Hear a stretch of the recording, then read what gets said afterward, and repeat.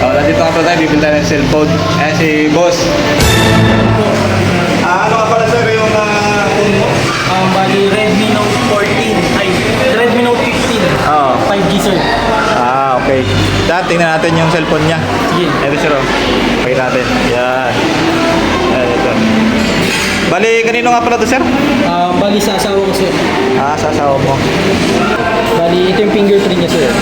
Nagana naman po, working naman. Then, ang unang check natin dyan, sir, yung LCD natin. Proper. Walang bibitaw dyan na apps. Okay. Yan. So, all good naman yung LCD natin, sir. Bali, susunod natin pupuntahan, sir, is yung about phone. Titignan natin yung specs niya, sir, tsaka yung details niya. Kung tama ba yung nakapost sa, ano. Ito, sir, Redmi Note 15 5G. Tama naman po.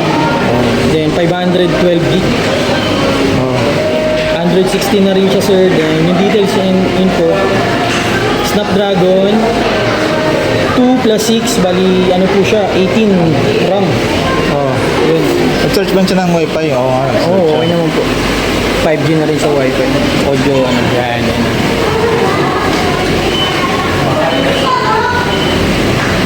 Pwede mo itutok sa tao, boss. Talaga bang malinaw yan? Laban yan. Yan.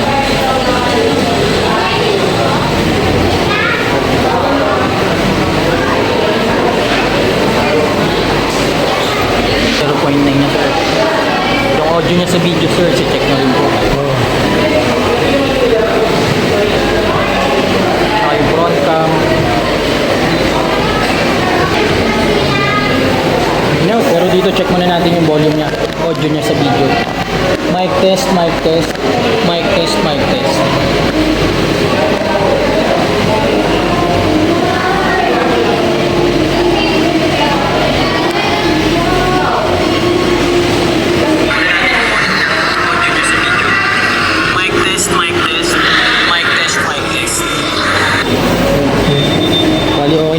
Sir, ang next natin ay factory reset, sir.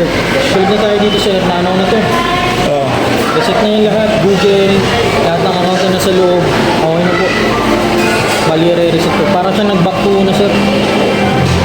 Parang bagong bili ngayon siya. Yan. Goods na.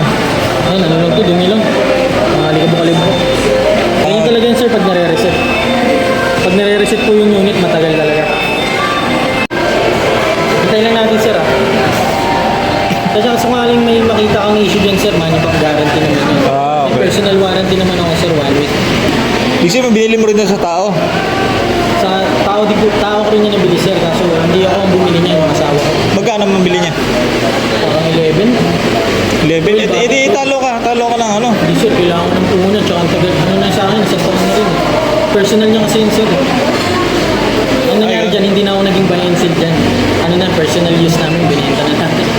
Ganun lang. Kailan natin to para ano? Sige. Ang ano niya, hotspot, lahat, walang damage yan, ha? Walang damage yan, sir. Huwag na natin muna lagyan ng fingerprint, sir. Doon na lang. Sa inyo po, set up nyo na lang. All good sa to, sir.